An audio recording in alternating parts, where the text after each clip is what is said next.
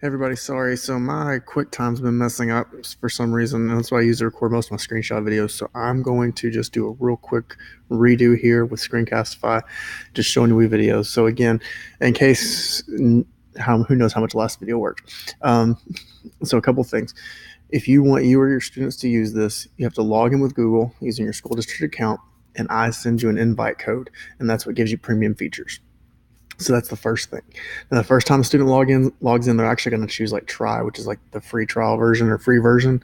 But then they'll put it in the code. There's an apply code button at the bottom left for them. It'll be the dashboard over here. So there's that. So I want to just run you through some of the features, the reason I like it, and like I said, I'll try to do this as quick as I can. Number one thing, when you go in and create a project, you go projects, you create a new one, and you can actually choose a personal project or a collaborative.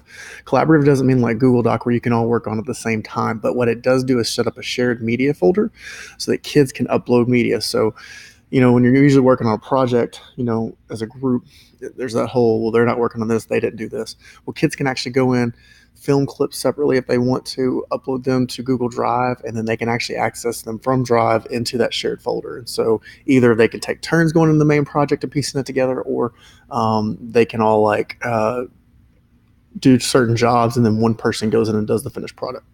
But that's one of the reasons I like this collaborative. Now, once you actually have a project, and I've got some fake ones here. Let me see if this is the one that I did yesterday. Okay. Once you actually go into the project, a couple things. So I'm going to show you kind of what I've already done here. You do have this little folder here. So you've got your media that you can upload. You can upload it from Google Drive. So, again, you can film on a phone, an iPad, or whatever, put it into Drive, and then go from there. You can actually record your screen. So like I'm doing a screenshot video, or you can record from your webcam, and then you can also record voiceovers. And so it's all seamlessly and integrated. It's really easy to share that media. And then this project media folder, that's where that shared media is going to go from the students and from the team. Now you're going to see down here, you've got layers and a timeline. So it's real easy to use and learn. It's going to be familiar to kids from what they've done before in the past.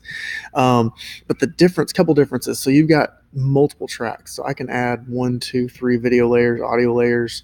I haven't found a limit yet, but you may run into one. I can control the audio on them to mix and match. And you can also see I've got video layers. So what I've done is, and I'll show you these in a second, I've got a stock footage layer, I've got a green screen clip, and then I did a little overlay over the top of it. And then I could keep adding layers if I so chose. You've got your transitions and tiles.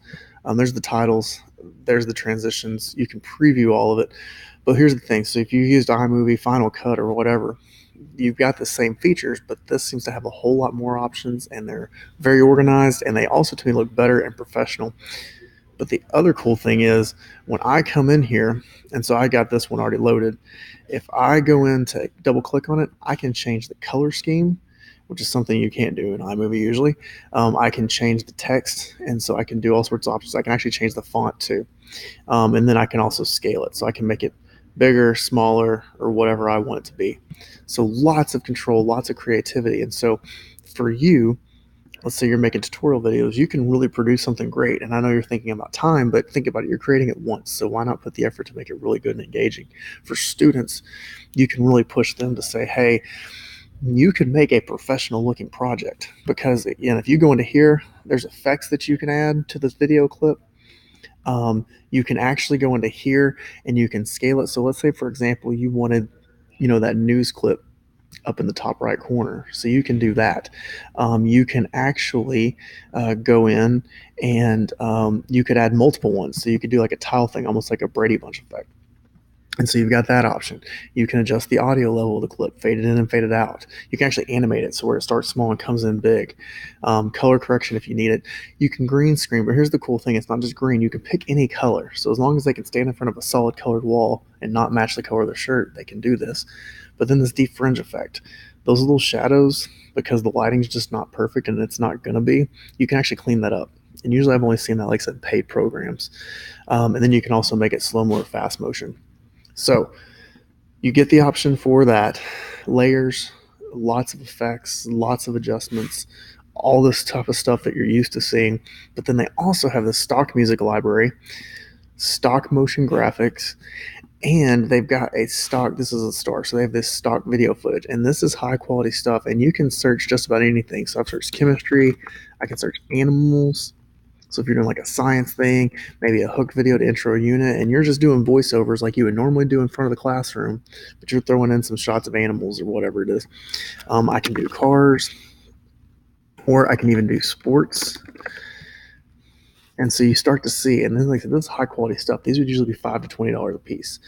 One other one that I've noticed is news. So I know a lot of you will do certain news broadcasts or research type things, and so you can see there's all these um, different ones, breaking news. So all these fun and creative things that they can do, and you can preview, and it's literally just drag it and drop it in. That's it. Not really hard. Okay.